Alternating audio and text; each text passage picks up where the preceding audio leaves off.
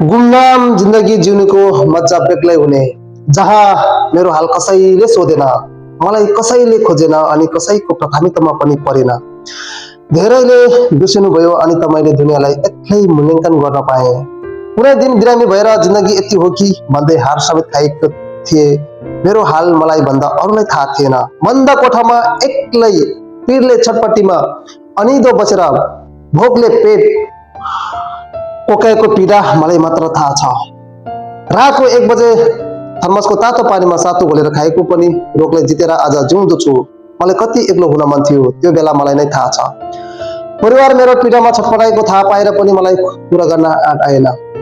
मैले फोन काटेर नबोलेर दिनरात छटपट्टिमा बिताएँ। अलि सन्चो हुँदै गएपछि आशा लाग्यो जिन्दगीको बाँकी छ, सङ्घर्ष बाँकी छ अनि आफ्नै पुरानो सपना बोकेर सङ्घर्षतिर लागे।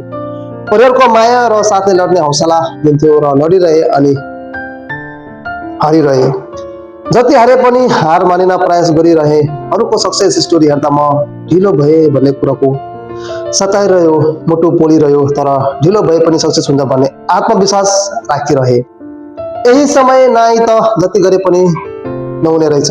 यो पीडामा काहीँ कतै सार्वजनिक हुन मन लागेन न गुमनाम नै बसे।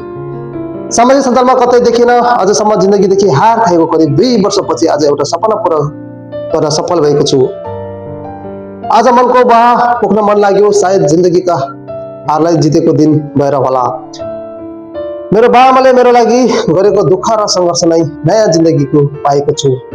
मैले एउटै बाआमाबाट दोस्रो जन्म पाएको महसुस गर्छु। देखे जति र भेटे जति दुनियाँका फलफुलका बोट चाहेर गाउँमा अनेक सामान किनेर बोकेर व्यापार गरी अनेक प्रकारका वचन चुपचाप सहेर नै मलाई हार मान्न नदिने मेरो बालाई बधाई। हामी बाहिर बस्दा पनि बासम्म घर नहुँदा एक्लै घर र गोठको काम भ्याएर साथ दिने मेरी आमालाई बधाई दिने शब्द नै छैन। लभ यु मम। मानसिक र शारीरिक हिसाब पूर्ण रूपले सहारा दिने मेरा दिदीबहिनीहरू प्रति सधैँ माया, सम्मान र आभार प्रकट गर्दछु।